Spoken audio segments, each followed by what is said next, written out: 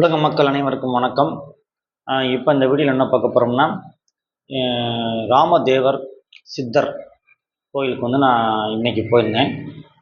ராமதேவர் சித்தர் அவருடைய அந்த இதை பற்றி நான் உங்களுக்கு சொல்கிறேன். அதே மாதிரி வந்து பார்த்திங்கன்னா, இன்னொரு விஷயம் என்னென்னு கேட்டிங்கன்னா, இந்த இஸ்ரேல் லெபனான் போர் அதை பற்றியும் பார்க்க போகிறோம். அதே மாதிரி வந்து பார்த்தோம்னா, இந்த 2026 எலெக்ஷனில் வந்து இப்போ என்ன இது போய்கிட்டுருக்கு. அதே மாதிரி வந்து பார்த்தோம்னா, இந்த இப்போ ஆளுங்கட்சிக்கு 2026 எலெக்ஷனில் நேற்று ஒரு மெசேஜ் கொடுத்துருந்தேன். இன்றைக்கி திருப்பி அந்த ஒரு மெசேஜை திருப்பி இன்றைக்கி சொல்ல போகிறேன். அதனால் வீடியோ ஃபுல்லாக நீங்கள் பாருங்கள். பார்த்துட்டு உங்களுடைய கருத்துக்கள் சொல்லுங்கள். அதாவது வந்து பார்த்திங்கன்னா, நேற்று வந்து நான் வந்து நம்ம மதுரை மாவட்டத்தில் செக்கார்னு உன்னி பக்கத்தில் இருக்கக்கூடிய கிண்ணிமங்கலம்ன்ற ஒரு சித்தர் கோயில், ஏகநாதர் சித்தர் கோயிலுக்கு போயிட்டு வந்தேன். அங்கே போயிட்டு வந்தோடனே ஒரு நல்ல வைப்ரேஷன் இருந்தது, நல்லா இருந்தது அந்த சித்தர் கோயில். ஏற்கனவே நான் ராமதேவர் சித்தர் கோயிலுக்கு போயிட்டு வந்துட்டேன். ஆனால் இன்றைக்கி அந்த வழியாக போகும்போது ஒரு வேலையாக போயிருந்தேன். அங்கேருந்து ஒரு இன்னொரு 10 கிலோமீட்டருக்கு போனால் அந்த ராமதேவருடைய சித்தர் கோயிலுக்கு போயிடலாம் அப்படின்றதுனால எனக்கு போகணுன்னு தோணுச்சு. அதனால் இன்றைக்கி மீண்டும் போயிட்டு வந்தேன். போயிட்டு வந்துட்டு அந்த கோயிலில் போய் ஒரு மதியம் ஒரு 2 மணிக்கு போயிட்டு ஒரு 5 மணி வரைக்கும் உட்காந்துட்டு வந்தேன். ராமதேவர் சித்தர் கோயில் எங்கே இருக்குன்னா, அழகர் கோயிலுக்கு முன்னாடி அவருடைய சித்தர் கோயில் உருவாக்கியிருக்காங்க. அங்கே வந்து ராமதேவருடைய சித்தர் கோயில் ஒன்று இருக்கும். பக்கத்தில் வந்து பார்த்திங்கன்னா பட்டினத்தார் அவருக்கும் வந்து ஒரு கோயில் இருக்கும். சித்தர் கோயிலில் வந்து ராமதேவருடைய இது இருக்கும், விக்கிரகம் வச்சுருப்பாங்க. அதே மாதிரி வந்து பார்த்தோம்னா பட்டினத்தார் அவருக்கும் சிலை இருக்கும், இவருக்கும் ராமதேவர் சித்தருக்கும் இருக்கும். அப்புறம் முன்னாடி வந்து பார்த்திங்கன்னா அகத்தியருக்கு ஒரு சின்ன இது வச்சுருப்பாங்க. ஓம் அகத்தீசாய நமகன்ட்டு நம்ம உள்ளே நுழையிற மாதிரி அகத்தியர், அப்புறம் புலத்தியர் சித்தர், இந்த மாதிரி எல்லாம் வச்சுருப்பாங்க. அப்புறம் தியான பீடம் ஒன்று இருக்கும். அது உள்ளே பார்த்திங்கன்னா 18 சித்தர்களுடைய அந்த தியான பீடம் இருக்கும். அங்கே போய் உட்காந்துட்டு வரலாம். நல்லா ஒரு அழகர் மலைக்கு முன்னாடி கரெக்டாக அழகர் கோயிலுக்கு முன்னாடி 1 கிலோமீட்டருக்கு ஒரு 1/2 கிலோமீட்டருக்கு முன்னாடி லெஃப்ட் சைடு இருக்கும் அந்த ராமதேவர் சித்தர் கோயில் சொல்லி ஒரு போர்டு வச்சுருப்பாங்க. உள்ளே போனோம்னா பட்டினத்தார் சித்தர் கோயில், ராமதேவர் சித்தர் கோயில், கோயில் பேர் ஆனால் ராமதேவர் சித்தர் கோயில் தான் இருக்கும். அதில் வந்து பார்த்திங்கன்னா ராமதேவர் சித்தருடைய சிறப்பை பற்றி இன்றைக்கி இந்த வீடியோவில் பார்க்க போகிறேன். ஏன்னா நான் ஏற்கனவே இந்த வீடியோவில் சொல்லியிருந்தாலும் இன்றைக்கி வந்து முழுமையாக அதை பற்றி சொல்கிறேன், கேட்டுக்கோங்க. அந்த ராமதேவர் சித்தர் வந்து நாகப்பட்டினத்தில் பிறந்தவர். அவர் வந்து மாசி மாதம் பூரம் நட்சத்திரத்தில் மனிதனாய் அவதரித்தவர், சித்தராக மாறினார். அவர் சித்தராக மாறுறதுக்கு சின்ன வயசுலேயே அஷ்டமா சக்திகள்லாம் அவருக்கு கிடச்சிருக்கு. அதெல்லாம் எப்படி கிடச்சதுன்னு பார்த்தீங்கன்னா, ஆதி பராசக்தியை வந்து அவர் வணங்கியிருக்காரு சின்ன வயதிலேயே. ஆதி பராசக்தியின் அருள் பெற்றவர். அந்த மாசி மாதம் பூர்வ நட்சத்திரத்தில் பிறந்ததுனால அவர் வந்து ஆதி பராசக்தியின் அருளால் வந்து அவருக்கு சின்ன வயசுலேயே அஷ்டமா சக்திகள்லாம் கிடச்சதுனால அவர் வந்து சித்தர் நிலையை அடைஞ்சிருக்காரு. பார்த்திங்கன்னா அவர் வந்து நிறைய மருத்துவ நூல்கள்லாம் வெளியிட்டிருக்காரு. ஒரு 17 மருத்துவ நூல்கள் வெளியிட்டிருக்காரு. இமயமலைக்கெல்லாம் போய் சித்தர்கள்லாம் தரிசிச்சிருக்காரு, பல சித்தர்களை தரிசிச்சிருக்காரு. அதே மாதிரி இமயமலைக்கு சென்று சித்தர்களை தரிசித்தார். அப்போ இமயமலையில் இருக்கக்கூடிய சித்தர்கள் என்ன சொன்னாங்கன்னா, நீங்கள் வந்து அரபு தேசத்துக்கு போகணும், அரபு நாட்டுக்கு போகணும். இப்போ இருக்கக்கூடிய அந்த சவுதி, துபாய், இதுதான் அரபு நாடு. அந்த கத்தார், இந்த மாதிரி நாடெல்லாம் இருக்கு இல்லையா. அப்போ நீங்கள் அரபு நாட்டுக்கு போகணும். போய் நீங்கள் அங்கே இருக்கக்கூடிய மக்களுக்கு, பிற மத மக்களுக்கு நீங்கள் வந்து மருத்துவ உதவி செய்ய வேண்டும். அவங்களுக்கு வந்து மூலிகை மருத்துவம் அங்கே நிறைய இருக்குது, காயகல்பம் மூலிகை மருத்துவம் நிறைய இருக்குது. அதெல்லாம் எடுத்து அங்கே இருக்க மக்களோட நோயெல்லாம் நீங்கள் தீர்க்க வேண்டும். அதுதான் உங்களுக்கு நாங்கள் கொடுக்குற கட்டளைன்னு சொல்லி இமயமலையில் இருக்கிற சித்தர்கள் சொல்லியிருக்காங்க. ஸோ அப்போ ராமதேவர் சித்தர் வந்து உடனடியாக அரபு தேசத்துக்கு போகிறாரு. அரபு தேசத்துக்கு போய் அங்கே போய் அவர் அங்கே இருக்க மக்களை சந்திக்கிறாரு. அப்போ அவங்க வந்து நாங்கள் பிற மதத்தவரை வந்து சொல்கிறத நாங்கள் வந்து ஏற்றுக்க மாட்டோம், நீங்கள் வந்து குரானை வந்து இது பண்ணணும், எங்களுக்கு இது பண்ணி காமிக்கணும்னா சித்தருக்கு வந்து ஈஸியான வேலைன்றதுனால குரானை வந்து அவர் இது பண்ணி காமிச்சிருக்காரு. குரானை ஓத வேண்டும்னா குரானை ஓதியிருக்காரு. ஸோ அப்போ அங்கே வந்து அவங்க வந்து ஏற்றுக்கிட்டு அவருக்கு யாக்கோபுன்னு பேர் வச்சு அவர் அங்கேயே தங்கி அங்கே இருக்கக்கூடிய மூலிகைகள்லாம் எடுத்து அங்கே இருக்க மக்கள்லாம் நோய் குணமாகணுன்றதுனால அவர் வந்து அந்த சேவையை பண்ணிவிட்டு மீண்டும் வந்து நாகப்பட்டினத்துக்கு வந்துட்டு சித்தர்கள் சொன்னதை, இமயமலையில் இருக்கிற சித்தர்கள் சொன்னதை அந்த பணியை முடிச்சுட்டு நாகப்பட்டினம் திருப்பி வந்துட்டார். திருப்பி வந்து பார்த்திங்கன்னா தன்னுடைய அந்த சமாதிக்குள்ளே போயிட்டு அவர் வந்து 10 வருடம் தவம் இருந்து மூலிகை ஆராய்ச்சி பண்ண போகிறேன்னு சொல்லியிருக்காரு. அப்போ வந்து பார்த்திங்கன்னா எல்லா சீடர்களும் வந்து போயிட்டாங்க. ஆனால் ஒரே ஒரு சித்தர் நம்பிக்கையோட 10 வருஷம் கழிச்சு வருவார்னு இருந்திருக்காங்க. அப்போ வந்து பார்த்திங்கன்னா 10 வருஷம் கழிச்சு வந்துட்டு திரும்பி மூலிகை ஆராய்ச்சி பண்ண போகிறேன்னு போயிட்டார். மீண்டும் ஒரு மொத்தம் 30 வருடம் கழிச்சு வெளியே வந்திருக்காரு. அந்த ஒரே ஒரு சீடர் மட்டும் இருந்திருக்காரு.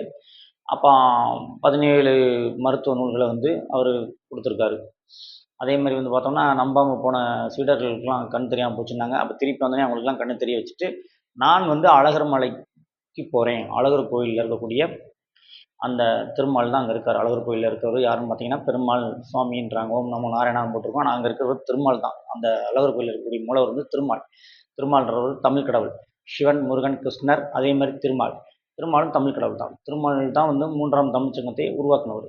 பாண்டிய மன்னன் உருவாக்கும் போது திருமால் தான் வந்து அந்த 3ஆம் தமிழ்ச்சங்கத்தை உருவாக்குனவர்ன்றாங்க. ஸோ அந்த திருமால் தான் வணங்கிட்டு இருக்கோம். அழகர் கோயிலில் வந்து இருக்கக்கூடிய பெருமாள் வந்து திருமால் தான். அப்படி தான் சொல்கிறாங்க ரிசர்ச் பண்ணவங்க. அதனால் நான் அந்த தகவல் கொடுக்குறேன். அதே மாதிரி வந்து பார்த்திங்கன்னா அந்த நாகப்பட்டினத்தில் வந்து ராமதேவர் சித்தர் வந்து இங்கே நம்ம மதுரையில் இருக்கக்கூடிய அழகர் கோவிலுக்கு வராரு.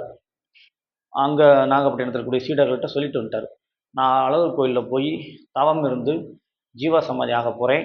நான் அங்கே இருக்கக்கூடிய மக்களுக்கு வந்து அருள் பாலிக்க போகிறேன் அப்படின்னு சொன்னார். அப்போ வந்து அவங்க வந்து நான் இப்போ இன்றைக்கி போனேன் இல்லையா அந்த ராமர் தேவர் சித்தர் கோயிலுக்கு இதில் இருந்து பார்த்தோம்னா ஒரு மலை இருக்கும். அந்த மலையிலேருந்து பார்த்தோம்னா அவர் தவம் இருந்த இடத்த காட்டினாங்க. இன்றைக்கி நான் பார்த்தேன். பார்த்துட்டு அங்கே போகணுன்னா எத்தனை மைல்னு கேட்டேன். 2 மைல்னு சொன்னாங்க. 4 கிலோமீட்ரு. இப்போ காலையில் நீங்கள் வந்திருக்கணும். மதியம் இப்போலாம் போனோம்னா திருப்பி வர லேட்டாயிரும். கூட ஒருத்தர் நான் அனுப்புனா தான் அந்த இடத்த நீங்கள் போய் பார்க்க முடியும் அப்படின்னாங்க. அதே மாதிரி இன்னொன்று அந்த அழகர் கோயில் தாண்டி திருப்பி பழமுதிர்ச்சோலை முருகன் டெம்பிள் தாண்டி மேலே ராக்காய் அம்மன் தீர்த்தம் இருக்கும். நூபுரகங்கை தீர்த்தம். ராக்காய் அம்மனுக்கு மேலே இருக்கிறது தான் அவரோட ஜீவசமாதி. தவம் இருந்து இந்த பக்கம் நான் சொன்ன இடத்துலேருந்து இந்த சைடு அந்த ராமர் தேவர் சித்தர் கோயிலேருந்து இங்கிட்டு ஒரு 2 மைல் போகணும். ஆனால் அங்கே வந்து பார்த்தீங்கன்னா அந்த பழமுதிர்ச்சோலை முருகன் டெம்பிள் மேல் ராக்காயம்மன் இருக்காங்களே அங்கே தான் அதுக்கும் மேலே ஒரு 7 கிலோமீட்டர் சொல்கிறாங்க. அங்கே போனால் தான் ராமதேவருடைய சித்தர் கோயிலுக்கு போக முடியும். இதுதான் இப்போ ராமதேவர் சித்தர் கோயிலுடைய அந்த ராமதேவர் சித்தருடைய அந்த இதை வந்து நான் இன்னைக்கு என்னுடைய சேனலில் நான் வந்து சொல்லியிருக்கேன். இதுதான் உண்மை. நீங்கள் பார்த்து தெரிஞ்சுக்கங்க. டவுட்னா மற்ற சேனலை பார்த்து தெரிஞ்சுக்கங்க. ஏன்னா நான் ஆரம்பத்தில் வந்து வீடியோ போடும்போதெல்லாம் என்னைய வந்து ஒருத்தர் சொன்னார் கமெண்ட்டில் வந்து இவருக்கெல்லாம் சித்தரை பற்றி ஒன்றும் தெரியாது உருட்டு வரண்டார். இன்றைக்கி பார்த்தீங்கன்னா எவ்வளோ தகவல் கொடுக்குறேன்னு. ஆனால் நான் வந்து இதெல்லாம் நானாக போகல. திடீர்னு எனக்கு இந்த மாதிரி சித்தர் கோயில்களுக்கெல்லாம் போகணும், மதுரை மாவட்டத்தில் இருக்கக்கூடிய சித்தர் கோயில்கள்லாம் போகணும், போய் தெரிஞ்சுக்கணும்னு நினச்சேன். ஸோ அப்போ அங்கே போகும்போது அங்கே இருக்கவங்க சொல்கிறாங்க. அதைத்தான் நான் இப்போ உங்கள்கிட்ட வந்து சொல்கிறேன். சித்தர்கள் மொத்தம் வந்து பார்த்திங்கன்னா 18 சித்தர்கள் வந்து நம்ம முக்கியமான சித்தர்கள்னு சொல்லுவாங்க. அதே மாதிரி வந்து பார்த்திங்கன்னா நிறைய சித்தர்கள் இருக்காங்க. இந்தியா முழுக்க பார்த்தோம்னா 486 சித்தர்கள் இருக்காங்கன்னு சொல்கிறாங்க. அது போக இன்னும் பல சித்தர்கள் இருக்காங்க. இப்போல்லாம் பார்த்தா 100 வருஷத்துக்கு முன்னாடி சில சித்தர்கள்லாம் வந்திருக்காங்க.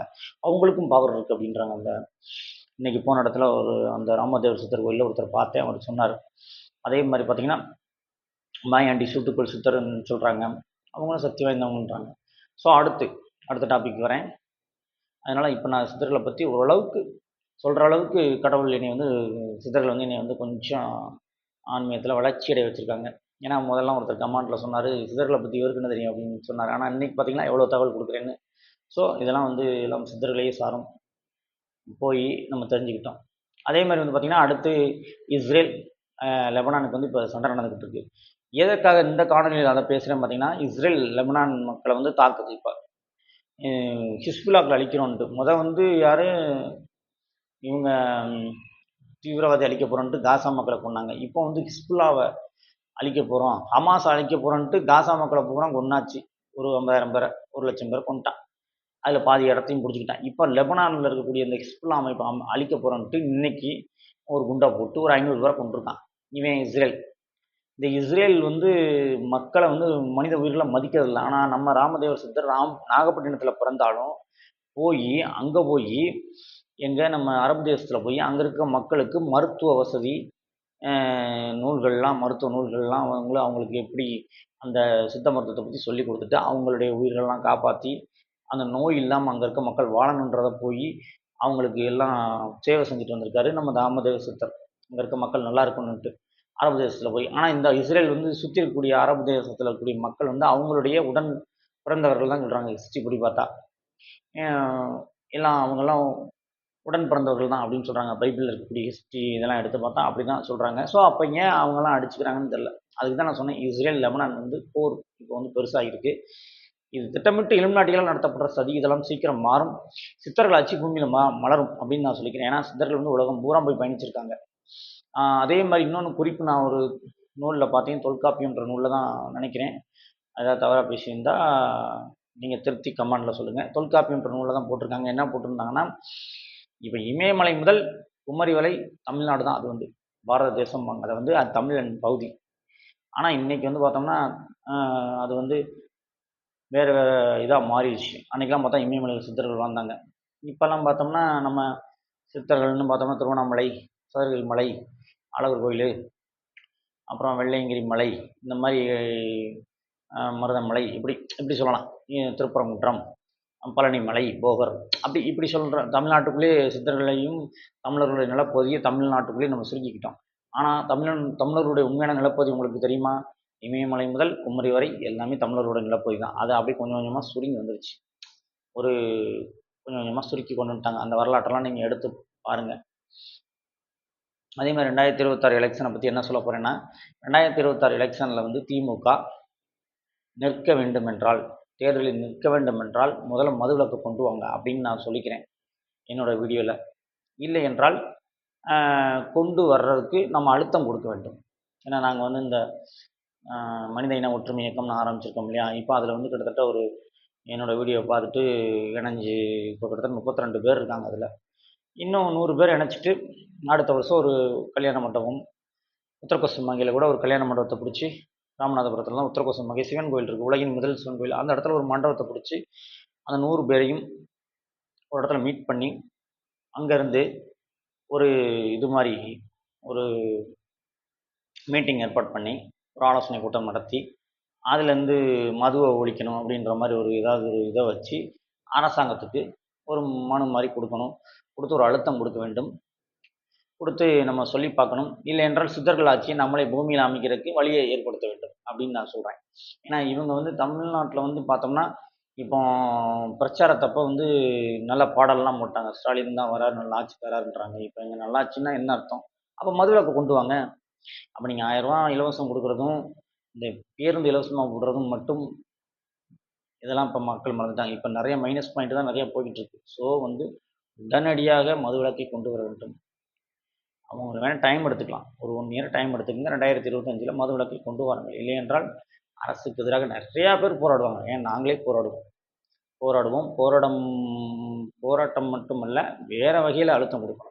போராடுறது வந்து ஒரு நாள் தான் போராட முடியும். டெய்லி போய் போராடிக்கிட்டு இருக்க முடியாது. ஆலோசனை கூட்டம் ஒரு நாள் தான் நடத்த முடியும். ஆனால் அதுக்கடுத்து என்ன முயற்சின்றது கடவுள் வழிகாட்டுவாங்க சித்தர்கள். ஆளுங்கட்சிக்கு நெருக்கடி கொடுக்கப்படும் அப்படின்னு நான் சொல்லிக்கிறேன். அதனால் என்னுடைய வாட்ஸ்அப் நம்பரை டிஸ்கிரிப்ஷனில் கொடுக்குறேன். நீங்கள் மனித இன ஒற்றுமை இயக்கத்தில் எல்லோரும் இணைங்க. ஜாதி, மதம், அந்த மொழி இதெல்லாம் பார்க்காம எல்லோரும் உள்ளே இணைஞ்சிங்கன்னா ஒரு நல்ல தமிழ்நாட்டில் இந்தியா முழுக்க ஒரு நல்ல சித்தர்கள் ஆட்சியை கொண்டு வர்றதுக்கு நம்மளால் முயற்சி எடுக்கலாம். அதே மாதிரி மதுவை ஒழிக்கணும். இந்த மாதிரி நிறைய கொள்கைகள் இருக்குது. நிறைய வீடியோவில் பேசியிருக்கேன். நிறைய திட்டங்கள் இருக்குது. அதெல்லாம் கொஞ்சம் கொஞ்சமாக நம்ம எல்லாம் இளைஞர்கள்லாம் ஒன்றா இணைஞ்சால் தான் அதெல்லாம் கொண்டு வர முடியும். அதை கொண்டு வர்றதுக்கு நம்ம அமைதியான முறையில் தான் கொண்டு வர முடியும். வன்முறையான பாதையை தேர்ந்தெடுக்க முடியாது. அமைதியான முறையில் கொண்டு வர முடியும். ஏன்னா சித்தர்கள் வந்து பார்த்திங்கன்னா அந்த காலத்தில் அமைதியான பாதையில் போய் பயணித்து தான் மனித உயிர்களுக்கு நிறைய நன்மைகள் செஞ்சுட்டு போயிருக்காங்க. மருத்துவ நூல்கள் கண்டுபிடிச்சி கொடுத்துருக்காங்க. சித்த மருத்துவம் மருந்து. அதே மாதிரி பார்த்தா தியானம் செய்ய வேண்டும், இறைவனை எப்படி அடைய வேண்டும், சிவனை எப்படி அடைதல், இதெல்லாம் வந்து சித்தர்கள் நிறையா சொல்லிட்டு போயிருக்காங்க. 18 சித்தர்கள் இருக்காங்க. நிறைய சித்தர்கள் இருக்காங்க. அவங்க வந்து என்ன பண்ணியிருக்காங்க, அமைதியான பாதையில் போய் தான் மக்களை கவர்ந்து இழுத்து இன்றைக்கி அவங்கள வந்து அந்தந்த நட்சத்திர தினத்தன்னைக்கு அவங்களுக்கு சித்தர்களுக்கு பூஜை நடக்குது. சிறப்பான பூஜை நடக்குது. அந்தந்த சித்தர் கோயில்களில் வந்து ஜீவசமாதிகளையும் அத்தனை இடங்களையும் பூஜைகள் நடந்துகிட்டு இருக்கு. அப்போ சித்தர்கள் போன பாதையில் வந்து தமிழக மக்கள் பயணிக்க வேண்டும். பயணித்து அரசாங்கம் ஒரு தவறு செய்யும்போது நம்ம தான் அதை சுட்டி காட்ட வேண்டும். மதுவை ஒழிக்க வேண்டும். மதுவை ஒழிப்பது வந்து நம்ம எதிர்கால சந்ததிக்கு நம்ம செய்யக்கூடிய ஒரு நல்ல காரியம்னு சொல்லுவாங்க. மரம் இன்றைக்கி நீங்கள் வைக்கிறீங்க, அது ஒரு 50 வருஷம் கழித்து பெரிய மரமாக மாறும்போது நமக்கு பின்னாடி வரக்கூடிய சந்ததிகள் அதை வந்து இது பண்ணிக்குவாங்க. அது அவங்களுக்கு நல்லது பண்ணுறோம். அதே மாதிரி தான் மது இன்றைக்கி நம்ம ஒழிச்சிட்டு போனோம்னா அது பின்னாடி வரக்கூடிய அந்த அடுத்த நம்ம ஜென்ரேஷன் நம்மளுடைய பசங்க இப்போ 5 வயசு 6 வயசில் இருக்காங்கன்னா அவங்களுக்கு அது யூஸ்ஃபுல்லாக இருக்கும். மரம் வைக்கிறது யூஸ்ஃபுல்லாக இருக்கும். பசுமையான தமிழகமாக மாற்றிட்டு போகிறோம். அடுத்து மதுவை ஒழிச்சோம்னா ஒழுக்கமான சமுதாயம் உருவாகும். இந்த ஒழுக்கமான சமுதாயத்தை உருவாக்குறதுக்கு ஏன் அரசாங்கம் தயங்குது? தயங்குறாலும் நீ தேர்தல் நிற்காத, 2026 நீ நிற்காத. நீங்கள் நிற்க வேண்டாம். உங்களுக்கு வாக்களிக்க மக்கள் விருப்பத்திலையும் இல்லை. ஏன்னா ஒழுக்கமான சமுதாயத்தை உருவாக்கணும்னா மதுவை முதல்ல ஒழிக்க வேண்டும். அதுக்கப்புறம் தான் அடுத்த ஸ்டெப்பு வந்து எல்லாமே கல்வி போதிக்க வேண்டும் சரியான முறையில். அது கல்வி வியாபாரம் ஆகிட்டு இருக்கு, அதை மாற்றி அமைக்க வேண்டும். அதேமாதிரி அனைத்து மக்களுக்கும் அந்த சித்தர்கள் சொன்ன அந்த மருத்துவ வசதிலாம் எளிய முறையில் கிடைக்க வேண்டும். எல்லாருக்கும் எல்லாம் கிடைக்கணுன்ற மாதிரி தான் அந்த இம்மாற்றோட ஆட்சி. அதை வந்து செயல்படுத்துவோம் அப்படின்னு சொல்லி வீடியோ முடிச்சுக்கிறேன். நம்ம இதில் இணையணும்னு நினைக்கிறவங்க டிஸ்கிரிப்ஷனில் நம்பர் தரேன், பார்த்துட்டு மனித இன ஒற்றுமை இயக்கத்தில் இணைஞ்சுக்குங்க அப்படின்னு சொல்லி வீடியோ முடிச்சுக்கிறேன். அடுத்த வீடியோவில் சந்திப்போம் மக்களே. நன்றி, வணக்கம். ஓம் நம சிவாய.